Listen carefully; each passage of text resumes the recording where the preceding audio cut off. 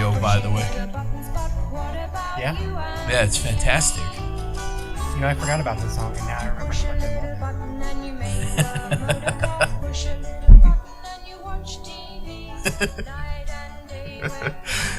She's like, I don't know, she's in this like futuristic home in the 50s. It's awesome.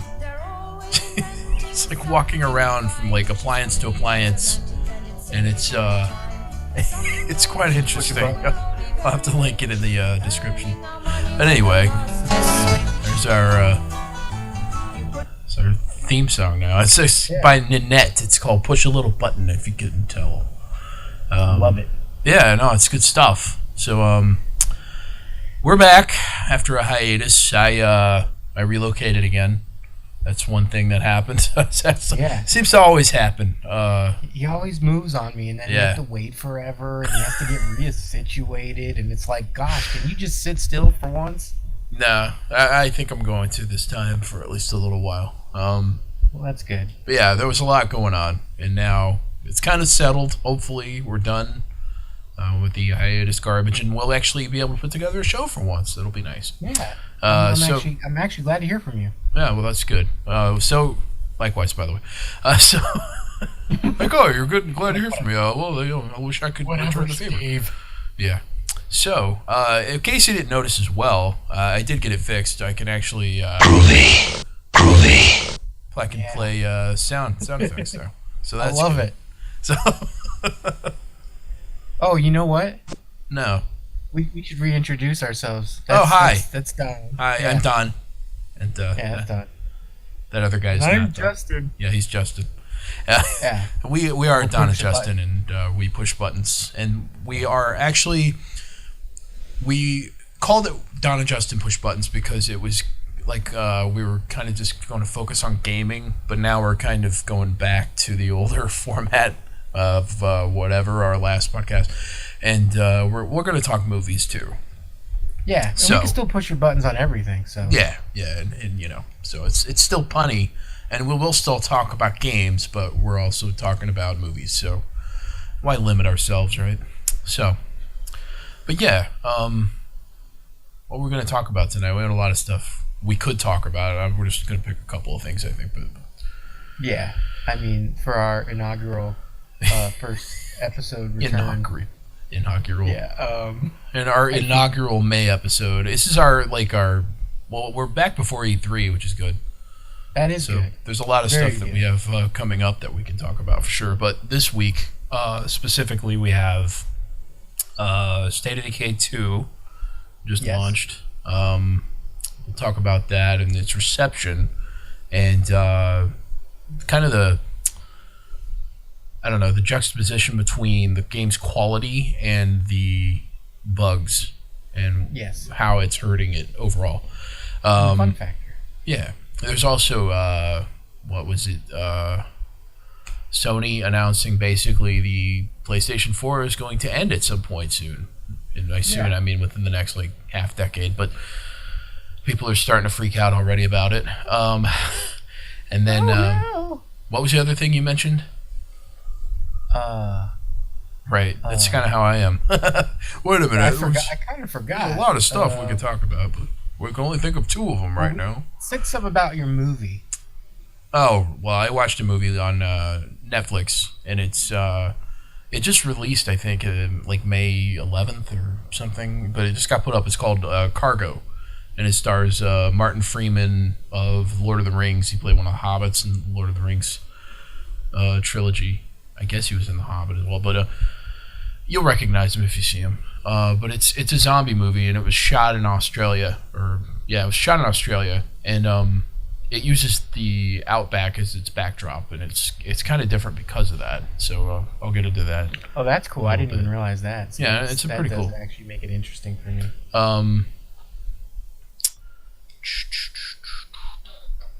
I mean, Deadpool 2 is out. I haven't seen it. You haven't seen it. Yeah, so we can talk about it. We're terrible nerds. We haven't seen one of the biggest, most highly anticipated superhero movies in the past 2 years. So I haven't seen Infinity War yet either. Okay, so okay, I have seen that one. I know I'm not feeling so good, but I know that. But I have seen that one. I like that one a lot, actually. All right, so we'll get into some other stuff soon. We'll stumble into it. we'll stumble our way back into an actual show format. So it'll be at some point kind of resembling of a show. Hi. Thanks. So we will. Oh man, you have to get used to that again. Dude, you're gonna make me laugh at some point with some of these things. I know, because I'm not expecting them. I don't know when he's gonna hit these buttons, folks. No, and that's that kind of goes with our theme, doesn't it? Correct. I got it. I know your damn words. All right. All right. So. Okay.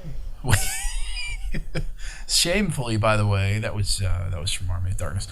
Shamefully, Ash vs. Evil Dead got canceled. I know. Oh gosh. And he's retiring from playing Ash. He's not going to do another movie or anything. So. I just saw season 2 with my wife because we took a while to get to it, but man, that was so good, and we were waiting for season 3 to be finished, and then I heard it got canceled. I'm like, well, I'm still going to watch season 3, of course, but I have to say this about that franchise. I don't know. I haven't seen season 3, but 1 and 2 were excellent in my opinion. I've heard season 3 is really good.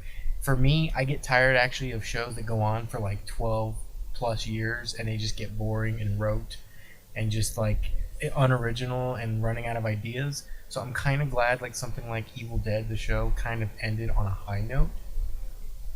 Yeah, no, and in fact, I believe they expected it to be canceled, or they actually like kind of wrapped it up at the end of season 3 in case it was. So, yeah, so I think that's cool. And I mean, this is kind of look at like Walking Dead. It's just going on, and it's like, I know. Like people are just like, I'm done. Like I'm glad that didn't happen with Evil Dead. Yeah, and the thing with the show itself, like even existing, I think it's amazing. Just because how many years did we wait? I mean, what was that? 15, almost 20 years between the last movie and well, not if you count the remake, I guess, but correct. But you know what I mean. Since Bruce Campbell was last played Ash, it just seemed like it was never going to happen again. And then you get 3 seasons of the TV show. It's which is basically like it's longer than the movies. You get more of that character, more of the craziness, and more than you could ever get in the movie. Yeah, I don't think anybody expected it. And then like people are going to be kind of upset that it's being canceled and start complaining. But then when you step back and look at it from the perspective I just talked about, you're kind of like, oh, that was pretty cool. We even got 3 seasons. And I even read something that was saying that the reason they went with Starz is Starz allowed them to do whatever they want. Right. And they because it was a show and they didn't have to go to like a theater with a rating, they could go and push the boundaries further with the gore and everything. Oh, okay. And they knew nobody would watch. Have you seen season 2? No. There's a scene where like this dead body like comes alive, the intestines come out of it, wrap around his head. They're like pulling him in, and his body's starting to shit, and like it's just like making these nasty noises, and his body is being pulled up to this dead body, and he's like, no, not the butt, and literally he gets his head jammed up this thing's ass, and then his face is through the stomach. And this dead body's like on top of his head, and he's fucking in this thing's butt. And I lost it. I couldn't stop laughing. The scene was so ridiculous. And that wouldn't have been in any movie. That wouldn't have been in any movie. It might have been in a movie, but it wouldn't have been in theaters. Yes, correct. Yeah, it wouldn't have been rated by the MPA. I will have to show you that clip because it is just. I couldn't stop laughing. I was crying in tears, and my wife's like, "Quiet." Yeah, truly amazing. She went to sleep. I knew that put a bug up his ass. So, yeah. Anyway, how do we get off on Evil Dead? Anyway, yeah. But yeah, speaking of Walking Dead, just kidding. So Sony, they're gonna end the PS4. Freak out! Can you freak out for me?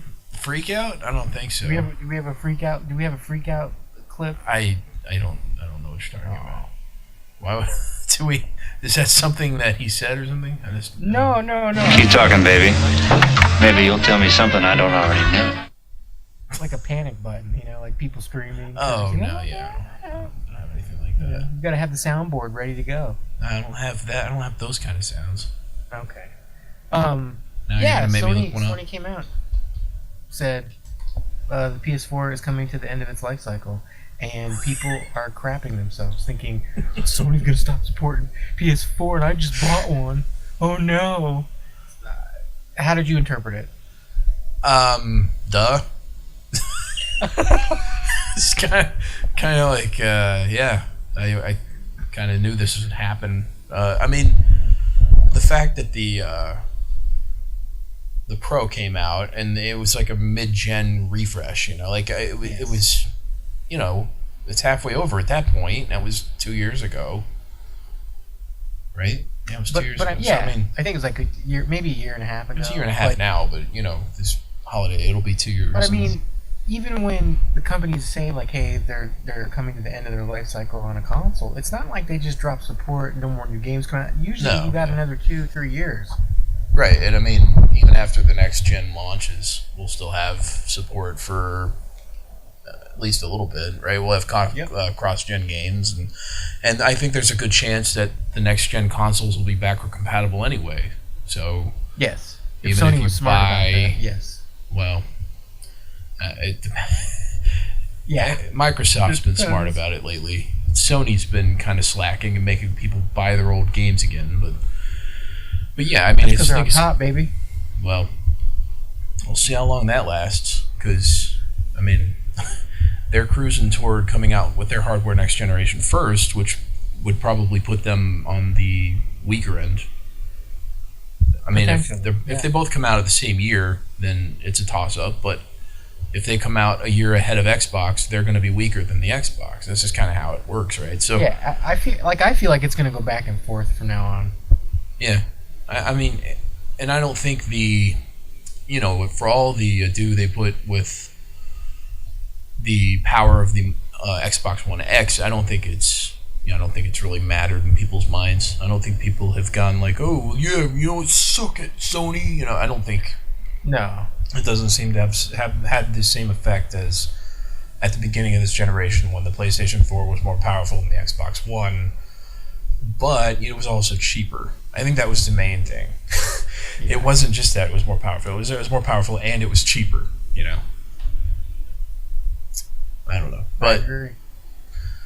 I mean, like 99% of the time it's about the price anyway, right? I mean, I think people just go toward the best deal. I don't think people are really brand loyal that much anymore. At least not like the typical household, like not moms and dads that are buying games for their kids. I think you see it online. Yeah, but that's that's such that a like small target demographic focus and hardcore. It's such a small percentage of gamers. So. Yep. But anyway, I think it's I don't know. I think it's good. I don't like when generations go on too long. Eventually, I think we're just going to be kind of going toward like a PC kind of life cycle where we have these mid-gen refreshes, and instead of being like, it's going to be kind of like game engines themselves. Like if you think like Crytek, right? They released like CryEngine, then CryEngine 2, CryEngine 3, and now it's not CryEngine 3.96215 or whatever. It's CryEngine 2018. It's like still CryEngine 3 basically, but they stopped naming it, numerically, and it's just CryEngine. Yeah. So it's like it's Frostbite. It was Frostbite 3, and now it's just Frostbite. It's kind of like I think at some point they're just going to stop calling it PlayStation 5, PlayStation 6. They're just going to call it the PlayStation, and then they're going to have like every 2 or 3 years they'll probably just have a new model come out or something. Yeah, but I can see that happening. I mean, I think it would be good. I think that would, because at that point it would just be a PlayStation and it plays PlayStation games. You know what I mean? Instead of like having to worry about what number it is, just throw in a game in and it'll play it. It cracks me up though. Like people are like, "Well, I just bought a PlayStation 4." I'm like, "Yeah, well, whose problem is that? That's yours. Why did you wait 5 years to buy a PlayStation 4?" Right. Well, that's I don't know. I'm waiting for the PlayStation Switch. So, one interesting thing I did see was that in addition to the announcement of the PlayStation 4 ending at some point, they also said that they have plans for the Vita.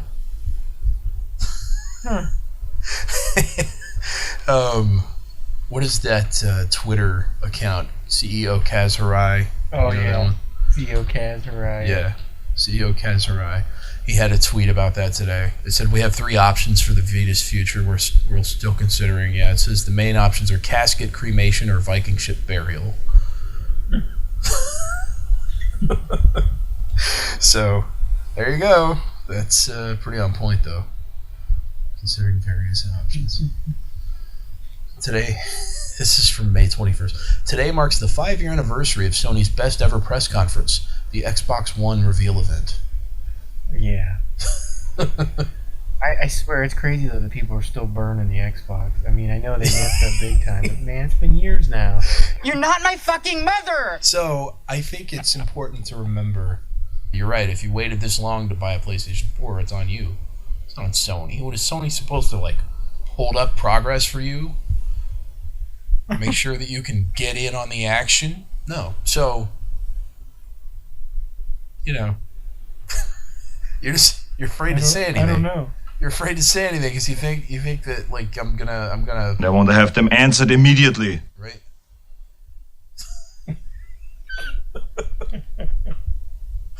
I just don't know what to expect. I know. I do. Who is your daddy and what does he do? Well, that's because Don's in control, ultimately, with everything. And he loves it. Yeah, I'm excited for E3 coming up. I mean, it's always an exciting time. I know we were saying Not E3 's always. coming. No, it's always exciting. It's not really. It's not always. Like, it doesn't always prove to be like, worth the excitement. 8 out of I'm 11 always years is excited. not exciting at all. Really. Let's be honest. You know, I'm excited. we know that we have Call of Duty and Battlefield. By the way, could these reveals have been any more just kind of mundane or by the books? Like, I'm over these reveal events and trailers for trailers and announcements of trailers and you know. I mean, maybe. I don't. Why are you so pessimistic? I think I don't know. I want the developers to feel like, Stop ganging up on me! and eventually I will, but don't worry. Oh my god. Did you hit her? I did not hit her. It's not true. It's bullshit. I did not hit her. I did not. Did it say "Oh hi, Mark"? Oh, hi, Mark.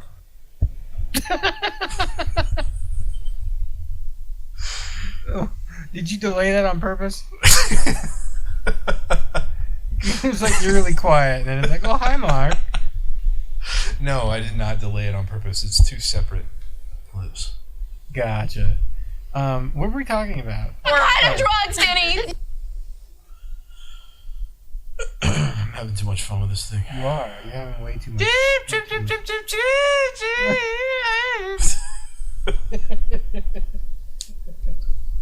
Okay. Back on track though. All right. So Yeah. E3 is a few weeks away. Yep. What did you think of the reveals, Battlefield and Call of Duty? I mean, Pay any attention to them?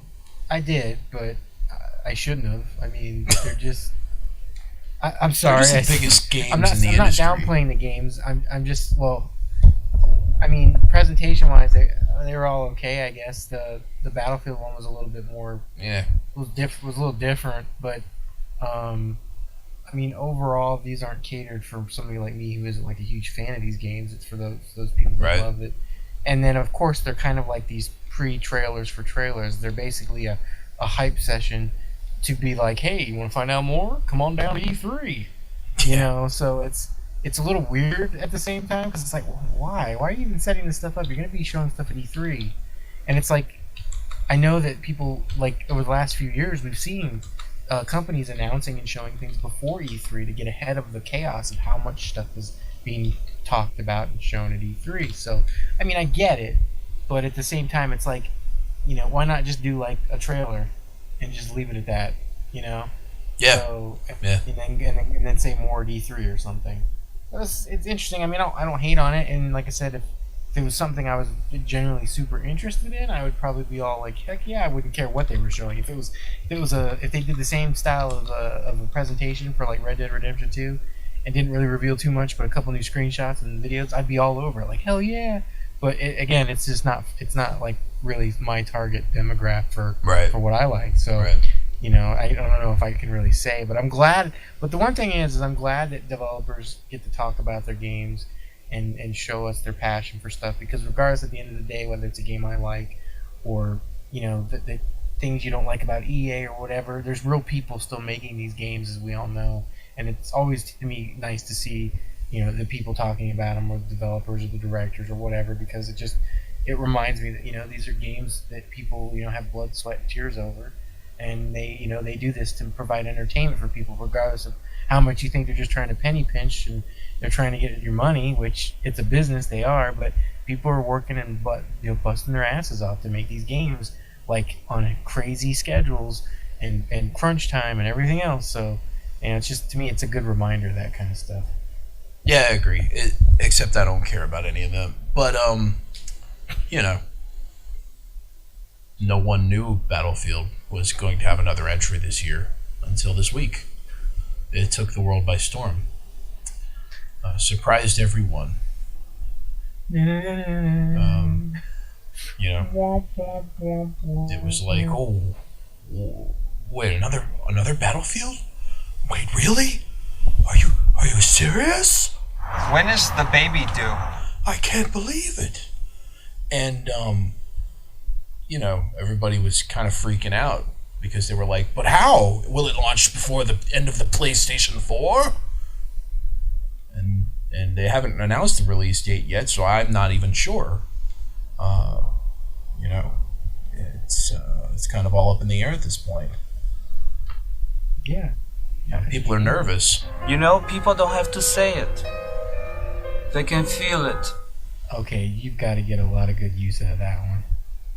So, real quick before we switch gears, out of E3, is there anything you're hoping to get announced or hoping to see more of?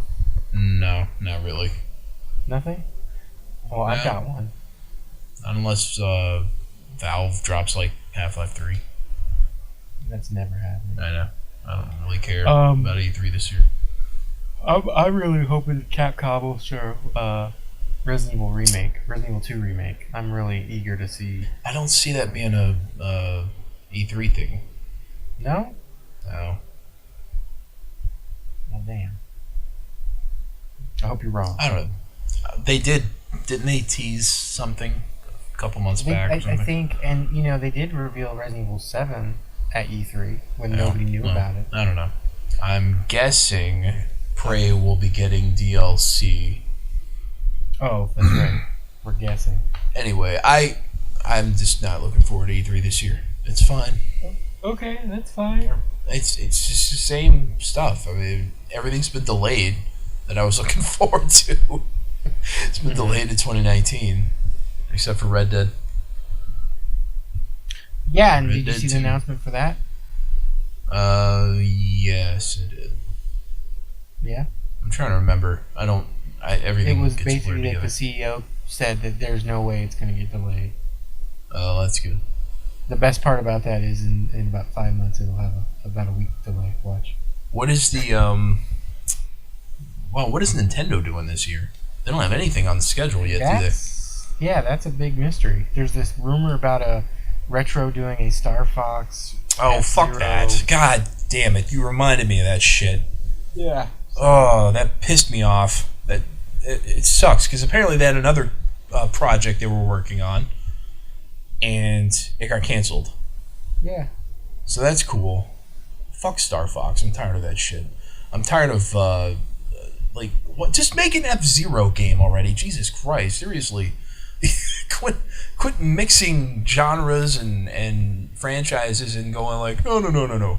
You don't really want an F-Zero. You want a game that's a lot like an F-Zero game. That looks, sort of plays, and has the aesthetic of an F-Zero game. But no. You don't want an F-Zero game. I will say you do sound like a lot of the majority of posters on Reset Era. So It's that's, ridiculous. You did a good job there. I don't want a Star Fox racing game Maybe you with a don't know story you mode, and I'm not. you just don't If know. I get a Switch, I'm not gonna buy it. I mean, I played Donkey Kong Tropical Freeze for like 3 of the worlds, and I dropped it. Like, I didn't even bother. I was like, I can't get into these games anymore. Well, They're for kids. These games are kids. Man. They're kiddie games. Oh, don't even. Nintendo start makes that. kids games. They make games Don't for even start 7-year-olds and under. They're for everyone. No, they're not. God, forgive me. It's just ridiculous that, it's sad how far Nintendo's fallen. Since Yeah, you know what's so funny about this is for a N64. minute you almost had me, and then I realized how much you try to just do the almost complete opposite to just push buttons. They mishandle their properties like crazy. The last F-Zero game was on the GameCube. That's not true. It was on the Game Boy Advance, but still. I mean, it's literally been like 15 years. And I want an F-Zero. Like, I just want an F-Zero game. I don't want, there hasn't been a new Wipeout game in like a decade. They've re-released old ones. Correct. I mean, they made one for Vita, which sucked. It was 30 frames. It was slow, and then they re-released it on the PS4, and it's 60 frames there, so it's good. But they haven't actually made a new game in the franchise. So we're relying. I love those kinds of futuristic racers. So we've been relying on things like Redout and the one. What is that one? Fast Racing Neo or whatever for Wii U, yeah. and Fast for Wii. And they're mediocre. They're super mediocre. Like, Redout's fine, but it's just not, it's not Wipeout. And I hate the mechanic in it where you have to, worry about scraping on the ground. I'm like, oh, fuck you. I want to go through that shit. And then, the Fast Racing Neo game has that stupid Ikaruga, black and white mechanic you have to worry about. Yeah. It's obnoxious. I just want to race. I want to just go fast and take turns and shoot other cars at times. But they keep throwing in these stupid gimmicks with it. I'm like, you just stop for 5 minutes?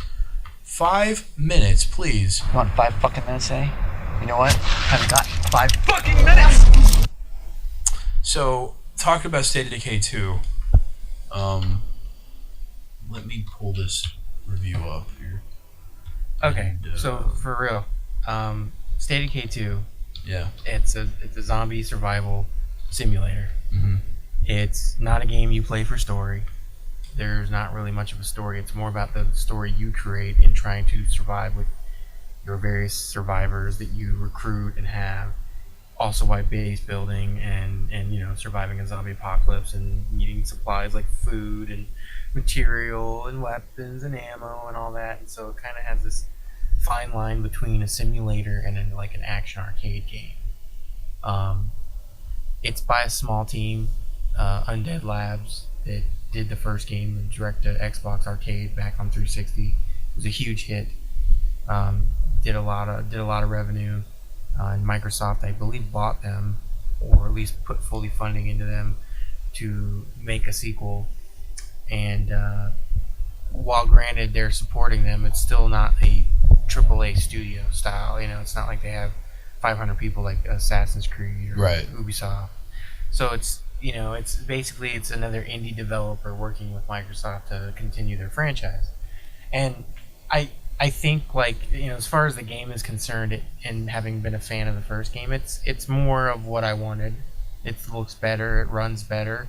It's janky. It still has bugs, and it's janky like the first game. But I'd say it probably runs better than the first game did at launch. So, Does it run better than PUBG? yes, That's good. definitely. And PUBG is super popular. I mean, don't get me wrong. PUBG's still in development and whatnot. But I mean, what game isn't at this point? And apparently, Just so 'cause the is game State of Decay launches- 2. Yeah, just because the game launches doesn't mean that they're not working on it still. This is how gaming is these Yeah. days. You can't get away from that. Yeah, developers don't like releasing finished products these days. Yeah, well, they go, okay, it's good enough for gold. Yeah. But, okay, but They we're go, still going to "It's- work on it's good patching enough." and everything else, but it's playable. So We'll get our money and then we'll Uh, worry about fixing anything. yeah, but again, Just the game big artists. catch with this one is the co-op because the other game was not. So that's pretty. You can play it with up to 3 other people. They can join your game, and you can join theirs, and there's rewards for people that join and help, and you can build up stuff. Not with your base, but you can still enjoy playing the game and getting your character leveled up, and also getting a bunch of supplies that you can keep to yourself because your community or your locker is the same locker you use in single player. So the locker isn't shared when you're on a game; it's still your locker. So you can dump a ton of resources and things that you find into that, and it'll be there for your game when you start your game back up. So that's a pretty cool thing, and I will say I think playing single player it seems more solid and not as glitchy as is when you play co-op. I think co-op there's I don't know if it's network issues where there's slowdown and then there's stuttering sometimes and then there's just some weird things you can see more so I think when you're playing on co-op. And I don't know if that's because co-op's something they developed brand new for this version and so they're not extremely familiar exactly with things going on in the game and how that works, and maybe that's why there's some more issues with it, but it's still a fun time. And I think when this game was announced and because it was a Microsoft game and I think there was some maybe higher expectations of it to be a AAA type of game and to be super polished and maybe not an indie developed sort of style of game in a sequel. But if you're a fan of the first game, I think, and you enjoyed it, and you were able to enjoy the state it played in, even though it wasn't always great, I think you'll probably find a lot of fun in 2. But if you're thinking that this is going to be some game that's story-driven, polished out the ass, and is going to play completely smooth the entire time, you're completely wrong. And it's not. And you're gonna, if you can't stand that, you're gonna probably end up hating your time with it. So, but I will say, everybody that I know that's been playing it, they really like it. Yeah, they don't like some of the glitches, they don't like some of the bugs and some of the weird things that are happening, but they still are playing it, and they still think it has that kind of gameplay loop that's keeping them engaged, in this zombie survival simulator. So, yeah, I tried the fine. first one. I think I own the first one on Steam. It's on Steam, right? Yes. You can get it on Steam. And I absolutely hated it. It was just like, this sucks. It's on CryEngine, right? I don't know I what think the it is. first one was on. The second one's on Unreal. Oh, it is? Yeah. Okay. The main thing I wanted to talk about was the reception it's been getting because of the bugs. Because I've seen a decent amount of people like it like you do. Yeah. It's a solid, fun experience. It's pretty much what people are looking for. And then there are some that are just unforgiving. They're just relentless with the bug complaints. So I don't know. How do you feel about it's got solid mechanics, it's got a solid idea, but this unfinished kind of stodgy whatever is really dragging down the experience for these people, I guess. I mean, they're just I think dinging the overall impressions of it. Don't get me wrong. The people that are having problems playing it because of the glitches and they're irritated and frustrated, I understand where they're coming from completely. And that's fine. I think that anybody who doesn't want to play this game or has problems with it has every right to, because it's some of the stuff is kind of like, how did the game ship with this? But at the same time, I'm kind of, for me, it's kind of the bigger picture. And so for me, I mean, no matter what with the game, for me comes fun factor and the pull. And if the game's pulling me in and I think it's really fun, I can put up with a lot. Now, if the game was breaking to the point where I couldn't play it, I couldn't load it, I'm getting crashes that are killing my save file, that's a problem. And that's just pure frustration to the utmost extreme, because you're losing your progress constantly, you're having major issues consistently, there's just this endless, gauntlet of stuff that's just continually trying to keep you from playing and enjoying the game. But for a lot of the bugs that I've like experienced, it's a lot of visual things or just random weird physics or flickering of like a texture or some stuttering. Like that kind of stuff I can look past because I'm having such a good time playing it, single player or multiplayer. That it just doesn't bother me. It's there. I'm not ignoring it. I'm not saying, hey, for me it's not, hey, Undead Labs, you get a free pass because I like your game so much that there's no problems with it. No, absolutely not. There is problems with it, but the kind of game that they have, there's really not any other game out there like it. To combine the styles that they've done and the way this game plays, and until a AAA developer wants to step up and make this game and make it polished and 100% like smooth and running fine, it's kind of one of those, well, I'll take what I can get. I'll take this because it's fun. I'm having a good time. It's not the most polished, but there's no other company making this kind of game. So until that happens and it's AAA, it's like, what can I really compare it to be like, well, you need to be at this level. You need to be at this standard. And I mean, again, that's just my personal thoughts on it. I've had some frustrating things happen with the game, but it doesn't ruin the game for me. It just hasn't done that. So I think either way, whether you're enjoying the game a lot to look past it or whether you can, I think it's valid criticisms from both sides and valid thoughts. So it's to me, it's really one of those games that I think if you're interested in it, and you're not sure how it's going to feel or how you're gonna be able to cope with it, well, do Game Pass. I was going to say, you can basically rent it now. $10. You get it for a month. And if you don't like it, you don't like it. So that's what I told one of my buddies in the UK. He wasn't sure about buying the game. And I was like, well, I'm having fun. I said, why don't you do the Game Pass? He goes, oh, I got a code for a Game Pass. Dude, he's loving the game. He knows it has problems and stuff, but he's having such a good time. He's like, I might buy this. Like, actually just buy a copy. So, yeah, and I think that's what also Microsoft, kind of to go back to the whole, like, Microsoft thing, that's the one thing I think they're doing really well is they're being really pro-consumer with a lot of things, cross-play, cross ownership of digital games, PC, Xbox, and now with this Game Pass, they're putting all their first-party games on, so you can pay $10 and try out a game for a month. And we all know most people can beat a game in a month, so if you really like something, you might buy Tell it. your but buddy if not, to hey, $10. cancel his free trial after he buys the game. It's gonna be stuck paying $10 for unless he plays all the other stuff. Who rigmarole child poster? But I don't even know so the review that I wanted to bring up though was Eurogamer. Eurogamer reviewed State of Decay 2, and they gave it an overall grade of avoid.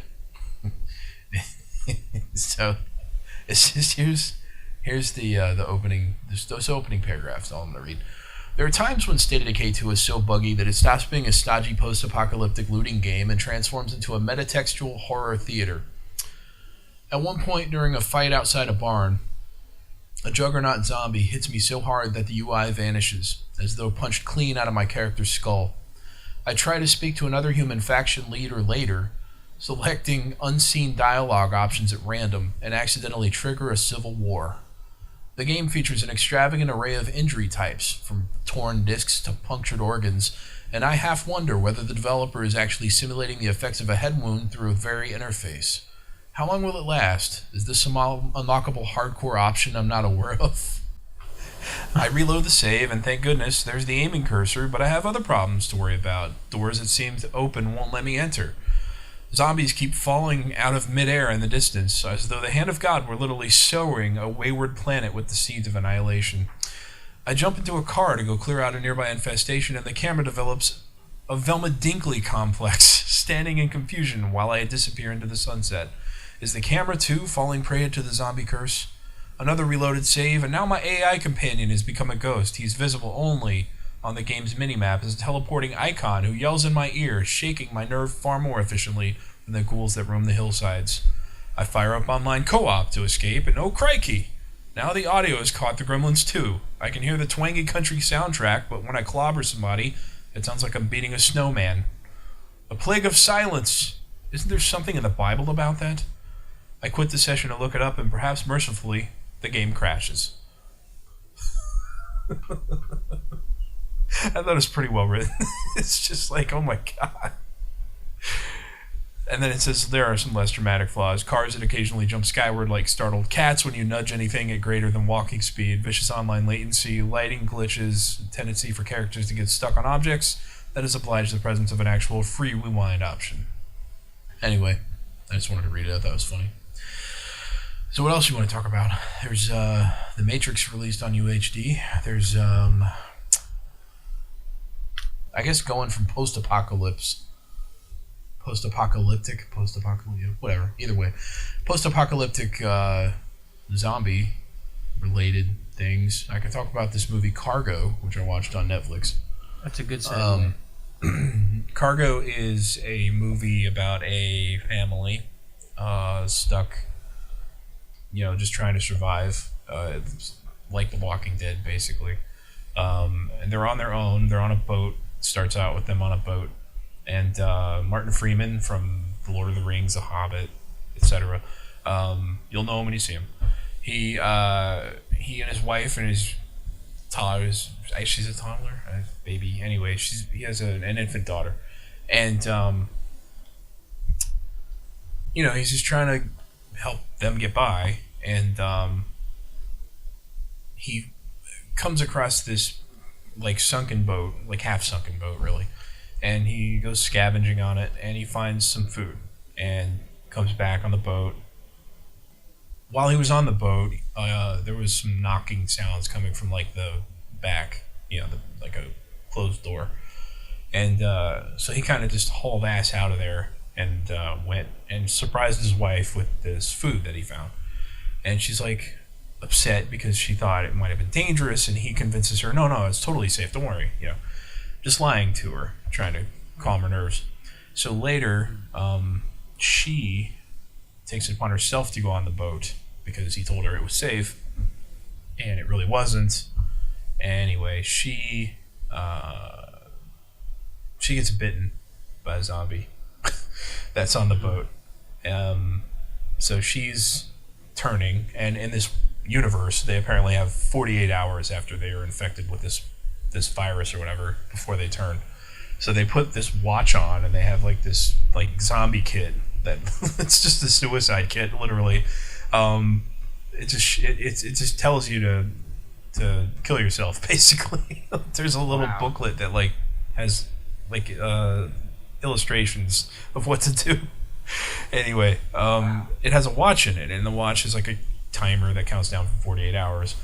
So you put it on so you know how long you have left or whatever. But he finds out she's been bitten. He's like, oh, this sucks. We have to get you to the hospital. I want you to last as long as possible because I want to spend every waking second with you and all this stuff. And she's like, no. She's like, you can't put you can't put us all in danger.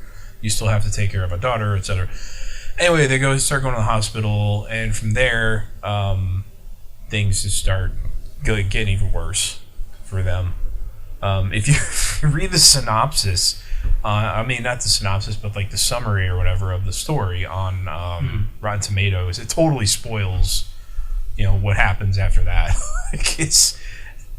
I could give away what happens next, but I don't want to. Anyway, it was pretty decent. It's a pretty standard as far as story goes. Post-apocalypse movie, it's zombies and the world is overrun and they're trying to survive and blah blah blah. But what's cool is it was shot in Australia, and they used the imagery of the outback and stuff to a really good degree, where it kind of helps it separate it from the rest of the stuff. It takes place largely in the daytime. There's some nice sweeping panoramic drone shots, basically, of them walking in the desert or whatever. But it's just cool because it's a different setting. The acting's really good. Martin Freeman's great in it. He has a really good performance. Characters do really stupid things throughout the movie, which might frustrate some people. I don't know. It's not a horror movie. That seems typical for a lot of movies. Right. But there are some people. I saw people in some movie threads online talking about this movie in particular, and that frustrated them. They were just kind of I couldn't believe how stupid they were. Nobody would ever do that kind of stuff. And I'm like, okay, guys, why don't you go write a script and then we'll watch your movie. And my son brought out some cases of pickles from the cannery. It's about 30 cases. And you know, it's a decent movie. It's a decent way to kill a couple hours, I guess. I think it has like an 80% right now on Rotten Tomatoes, but so that's pretty good for a Netflix movie. Talking about it, yeah. You know, it reminds me of another movie I saw, a zombie movie that was fairly different in its premise. It was called It Stains the Sands Red. Okay. And basically it starts with a woman and a guy who are driving, and they're basically trying to get to their like extraction, you know, their place to leave. Mm-hmm. And they're out in the middle of nowhere, like in the Nevada desert. And they stop to help. They either stop because there's to help somebody or something. But anyway, this is a lone zombie that's out in the middle of nowhere that's wearing a suit. He kills the boyfriend, and she runs away from the car. And basically, she runs into the desert, and this thing's following her. And it's following her like... It just keeps following her because it's a zombie. But it's only one zombie. But she has, like, nowhere to go. So she has to constantly go through the desert, and there's, like, a sandstorm, and she's running out of water, and all this stuff. And it's kind of interesting because it takes the whole premise of like a zombie, but it's just a single zombie, but it's dangerous because she can't get away from it. And like there's a scene where it's nighttime and she had to go up on this little like plateau, and it's just standing there staring at her like waiting to get her because it can't get up the plateau. And she just starts to like talk to it like it's because it's her only person around. And it's just a really interesting flick. And because it was just so different. It wasn't the typical like, oh, mass amounts of zombies and tons of things run away. And obviously part of that's probably due to the budget, but it was just they did a really good job with their budget to do that. You know what I mean? It was a neat idea. But yeah, I do appreciate that these writers and directors are trying to kind of change it up a little bit when it comes to that genre, because God, that genre's just been beaten into the ground at this point.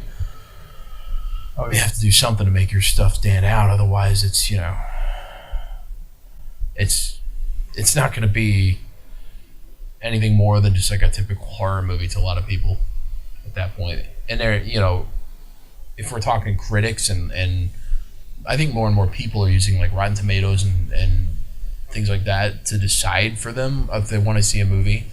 And so if you want to like stand out and you want to get good reviews, you have to really kind of change it up. Because post-apocalyptic zombie movies now are to the point where critics are just so tired of them that they just slam it, no matter if it's a good, you know, movie. It's just because it's so typical, so formulaic. They just automatically slam it. They do that. That's what they do with comedies. That's what they do with horror movies in general. It has to be something that really stands out. I mean, look at A Quiet Place. I don't know if you saw that one. It was pretty good, but. You know, it uses the lack of sound to really hammer home, you know, something different and try something new. And because of that, you know, it got a 95 on Rotten Tomatoes or something. I think it's 95%. And it's made a ton of money. It outgrossed Get Out. It just passed Get Out. Yeah, it made a ton of money. It was made for very little money. Yeah. It's that time. Yeah, I figured we could just keep this. I don't see why not. And it's not like Muse listens to our podcast. Nor does Nanette. Yeah. What did we learn tonight, Justin? Did we learn anything? I learned that we're a little rusty coming back for our first, third, fifth re-release remix. Whatever. See, I don't think we are. I think I was just messing around too much. I think we're a little rusty, but I know we'll get back. Would you like to know more? We do. See? I would like to know more. That's what we do. But I'm excited to be doing this again with you. Okay, let me make that clear. Well, that's good. That's more of us. Just kidding. What'd you say? So, I learned that I don't like State of Decay 2. That's fine. Because you made me hate it. I'm good at doing that. You said it's good, and I just don't believe that. So good. Let's talk about God of War. So God of War came out this past month? It was about a month ago now. And I bought it and I played through it, and I read all this stuff about how his son was like a differently told character, whatever. It It was a different take. This is gaming becoming mature. This is a different era that we are now embarking upon because of the father-son relationship. And I hated his kid. God, I can't stand his kid. What a terrible character, terrible disgrace of an idea. Get out of here with that garbage. Anyway, I just wanted to get that off my chest. I didn't like him. Didn't like the kid. Hope he dies in the next game. He doesn't die in this one, unfortunately. That's all we have time for tonight. Thank you for listening, everybody. Thank you. Hope you enjoyed this podcast. If you like what you heard, first of all, God help you. Second, you can find us online. If you want to follow me on Twitter, you can. I am at It's Don Allen. Justin is what's your show? What's your name this week? It's /_JPC. And you can find us at D&J Push Buttons on SoundCloud, D&J Push Buttons, Facebook. I'm not sure. I think you just have to search for us on Facebook. You'll find us. And we'll also have a YouTube. I'm going to start putting the show up on YouTube. It's free. It's easy to listen to. Just YouTube's popular for people listening to audio. And then whatever else I could think of that we need to have, I'll eventually have. But we're back, and that's the most important thing. So take care of yourselves and each other, and we will see you next week. We will be back. Hopefully. Yes.